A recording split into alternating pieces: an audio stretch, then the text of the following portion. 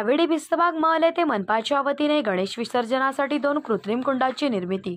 गणेश भक्तांना आपल्या लाडक्या गणरायाला निसर्गमय भक्तिमय वातावरणात विसर्जन करता येणार। संपत बारसकर, नगर। सावेडी भिस्तबाग महल येथे गेल्या वर्षापासून महापालिकेच्या माध्यमातून नागरिकांना आपल्या लाडक्या बाप्पाचे भक्तिमय वातावरणात विसर्जन करता यावे यासाठी 2 कृत्रिम कुंडाची निर्मिती केली असून फुलांची आकर्षक सजावट केली जाणार आहे। सावेडी उपनगरामध्ये नागरिक मोठ्या संख्येने वास्तव्य करत असून 10 दिवस आपल्या लाडक्या गणरायाचे भक्तिमय आनंदीमय वातावरणात धार्मिक कार्यक्रम पार पाडत असतात। त्यामुळे कुटुंबामध्ये भावनिक वातावरण निर्माण होते।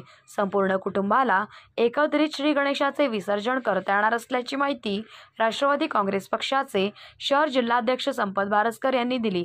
सावेडी भिस्तबाग महल येथे मनपाच्या वतीने गणेश विसर्जनासाठी 2 कृत्रिम कुंडाची निर्मिती केली असून पाहणी करताना राष्ट्रवादी काँग्रेस पक्षाचे शहर जिल्हाध्यक्ष संपत बारसकर समवेत अरुण आहेर, कारभाडी शेंडे, संदीप कजबे, प्रतीक कजबे, मनोहर कनोरे, शरद गुंड, रोहिदास बारसकर, सीताराम बोरुडे, कैलास निर्मळ, दीपक बोरुडे, रामदास उधमले, संपत बारसकर आदी नागरिक यावेळी उपस्थित होते।